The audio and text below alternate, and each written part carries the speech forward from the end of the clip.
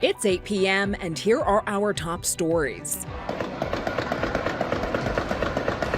Chaos during a 4th of July parade outside Chicago. My mom and I saw at least 3 more people on the ground, bloody. A person of interest now in custody as the community works to make sense of what happened. On a day that we came together to celebrate community and freedom, we're instead mourning the tragic loss of life. Plus, Coloradans reconnecting with Independence Day traditions. We took a couple years off for COVID, but everybody's back. As you can see, everybody loves it. Communities across the state celebrating the 4th of July and resuming festivities paused by the pandemic. This is the biggest crowd I've seen in 20 years. It's been awesome. We love 4th of July. But the day's events have some challenges. From flights to fireworks, we're breaking down what's been a hectic holiday for our state. Good evening, and thank you for watching Denver 7 News on Local 3 this Independence Day. I'm Jessica Porter. And I'm Ann Trujillo. Glad you're joining us, and happy 4th of July to you. People all across our state are busy celebrating our country's 246th birthday tonight and are now just minutes away from getting a glimpse of some impressive firework displays. Yeah, one such spectacle is happening tonight at Dick's Sporting Goods Park, and that's where we find Denver 7 CB Cotton. CB fans will be treated to quite the show tonight.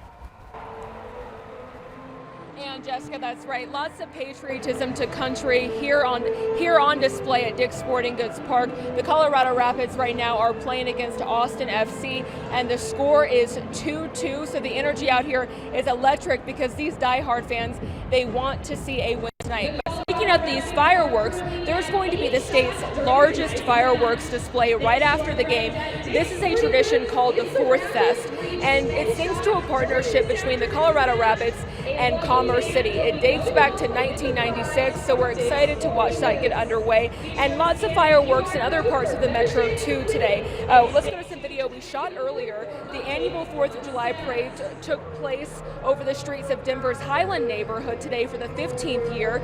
The day started with a bike decorating party, followed by a parade down 32nd Street, and everything ended with a 14th birthday celebration with Little Man ice cream. And then over to Denver's Park Hill neighborhood, one of the city's oldest and most historic neighborhoods. It held a 4th of July parade of its own. The parade included more than 50 groups, including floats, marching bands, and classic cars.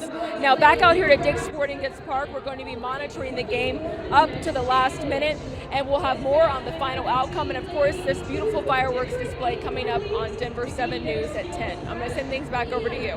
Right, it should be beautiful. Thank you, CB. So let's now bring in Mike Nelson with our fireworks forecast. Mike, we have some clouds out there, but they shouldn't impact the shows?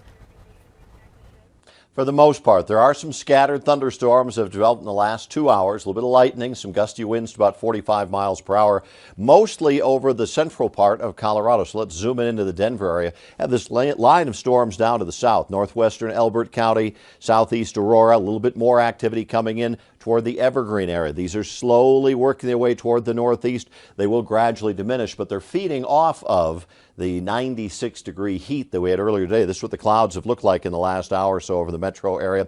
So I can't rule out some thunder and lightning around those fireworks displays for the next 2 hours, but the temperatures are going to be delightful in the 80s at 8 o'clock, 70s by 9 o'clock, and staying in the mid-70s with mostly cloudy skies by 10 p.m. Full 7-day forecast coming up. Thank you, Mike. And there are several other fireworks shows happening across the Front Range tonight. Aurora's 4th of July Spectacular is just getting underway at the Aurora Municipal Center Great Lawn. The fireworks show will be around 9:30, and there will be a show at Dick's Sporting Goods Park where CB was at tonight following the Rapids game, and this is typically one of the largest shows on the Front Range. And then in Loveland, the 4th of July Festival is back, and the show will start after 9:15. There are no shows scheduled in Denver tonight. Tonight's show at Folsom Field in Boulder has been canceled because of a worker shortage and increased fire risk. Canceled the show in Castle Rock. And if you're still looking to make some plans for tonight, we have a full list of where to see all the fireworks across our state right now on thedenverchannel.com. Close to 250,000 people are expected to travel through DIA today, and travelers are having to deal with plenty of flight cancellations and delays all across the country. At last check, DIA had more than 20 cancellations and about 100 delays. And I-70 has reopened in Jefferson County because of a deadly crash there this afternoon. And this is a look at the scene. This is along I-70 near Ward Road. The accident forced the road to close for several hours. Police are telling us a 25-year-old man was killed and a 26-year-old woman was injured, but she is believed to be okay. New details surfacing about the deadly 4th of July parade shooting in Highland Park, a suburb 25 miles outside of Chicago. Investigators now have a person of interest in custody. Police say 6 people were killed and more than 24 others were injured, including at least 4 children. And that shooting comes as law enforcement agencies have been on high alert and concerned about the potential for violence at holiday gatherings. ABC's Justin Finch has the latest.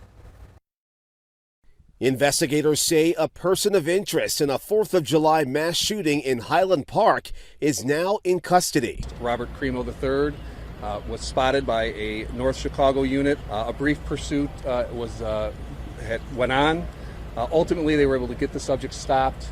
The subject was taken into custody without incident. The arrest comes after the shooting at what was supposed to be a day of family celebration. On a day that we came together to celebrate community and freedom, we're instead mourning the tragic loss of life and struggling with the terror that was brought upon us. Terrifying moments as shots began firing and crowds were scrambling for safety. I just remember seeing like smoke on the ground. We were literally close by to where it all happened. I remember hearing shootings. Police say the suspect was firing into crowds from on top of a building. This woman says her best friend's sister was feet away from meeting up with them when she was shot. I'm sorry, for her sister, and I'm here for her, and I hope that she gets better. This man says he ran with his son to safety and saw victims wounded and bleeding and an officer cradling a child. I just saw an officer carrying him and he was just knocked out. So I pray that he fainted. Police say a rifle has been recovered. The Highland Park parade shooting is the kind of holiday violence that the Department of Homeland Security and other law enforcement branches have been concerned about. With a busy travel weekend, fewer COVID restrictions, and larger celebrations, a heightened alert for more threats from extremists and lone wolf attackers. President Biden reacting this afternoon. You all heard what happened today, but each day we're reminded there's nothing guaranteed about our democracy, nothing guaranteed about our way of life. Illinois Governor J.B. Pritzker says his office is closely watching the situation and that state police are assisting in the investigation. Justin Finch, ABC News, Washington.